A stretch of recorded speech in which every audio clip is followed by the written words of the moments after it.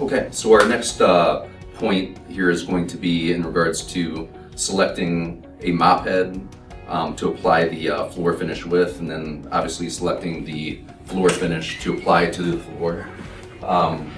Everybody's familiar with the traditional nylon mop heads, to apply the finish with. These can allow everybody to, just select the mop handle and do your figure eight.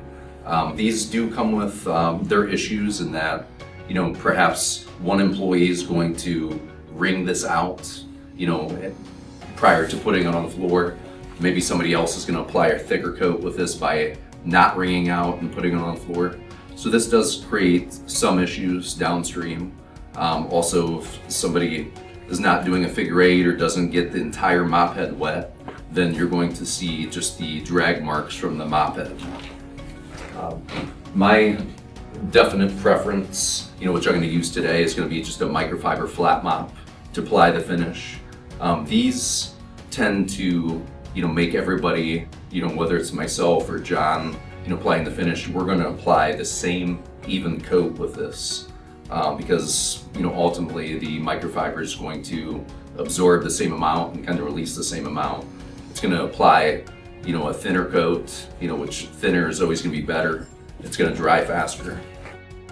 So when you evaluate selecting a floor finish for your floors, whether it's a terrazzo floor, a VCT tile floor, one of the things that's going to help you select the appropriate finish is picking out the solid content. That kind of helps gauge which product is going to be the best for your floor. And by that I mean the solids. The floor finish will often observe something in the title or description of the product, indicating that it's a high solids or low solids formula. The solid level is the amount of material left, including polymer film, waxes, plasticizers, leveling resins, etc., after everything has left the film, such as water and co-solvents. Higher solid content can be more temperamental during application, since the skill required during the application could possibly be more challenging to achieve a smooth, wet film. It is important to understand that a thicker film, high solid, will often extend the drying time and curing time, since the water and solvents will have to travel a greater distance to escape before the surface is ready for traffic. In fact, it is not unusual that a floor finish of 30% solids in one coat application will require the same drying and curing time of a two-coat application of floor finish, with only 16 to 18% solids under identical drying conditions. Factors that can slow the release of water during drying and curing processes are high humidity or poor airflow. The more solid content you have, the more highly reflective your floors are going to be, with a pronounced shine. So for today's purposes, we're going to use a 25% solids product. It's one of my favorite products called Infinity. So with the floor finish today, with choosing to use a microfiber flat mop, what I'm going to use today is a Rubbermaid press wringer. With these, you essentially just dip your microfiber flat mop into the solution, and then there's a shelf that's built in on these mop buckets, and you just literally press with your hand. You're not using the traditional wringer where you wring it out. When applying finish, generally the most important thing that I always highly recommend to people is that you do the perimeter of the classroom or just the area that you're going to do. Just apply one coat, go around the perimeter, and then kind of frame the rest of it in by using your figure eight motion. And I reference that because whenever you go to apply your second coat, I would not coat the edges. I would just do one coat on the edges.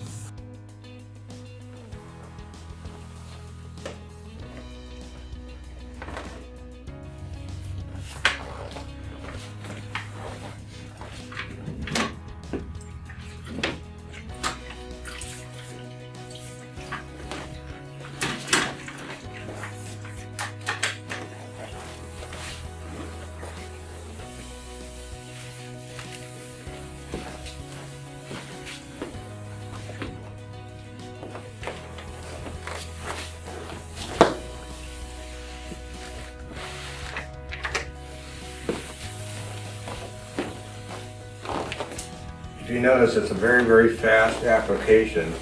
And as I look at this floor right now, it is one beautiful, even coat all the way around with no swirl marks.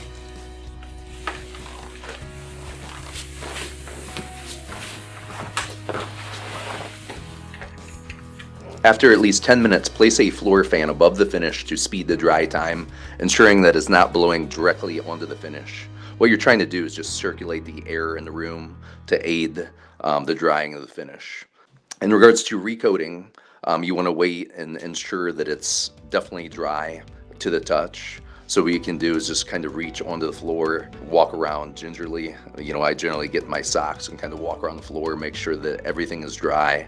So after about 30 to 45 minutes, depending on the weather, the temperature, the humidity, and the ventilation, you can then, apply your second coat.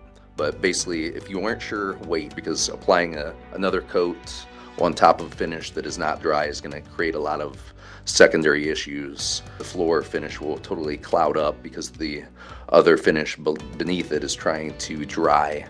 So it's just not going to have the opportunity to breathe. Building a good base coat of your floor finish. Depending on the product being used, a good base coat can be between 3 to 6 coats. Check the product's directions if you're not sure, or reach out to one of us at Alco and we can definitely assist with that. Once you've completed your coats, properly clean and store your equipment. Allow 24 to 48 hours before performing any wet maintenance on newly finished floors. Basically, don't just go right out and utilize your high-speed burnisher on the floor. You want to let everything cure. Thank you for watching. If you have any questions, please let us know.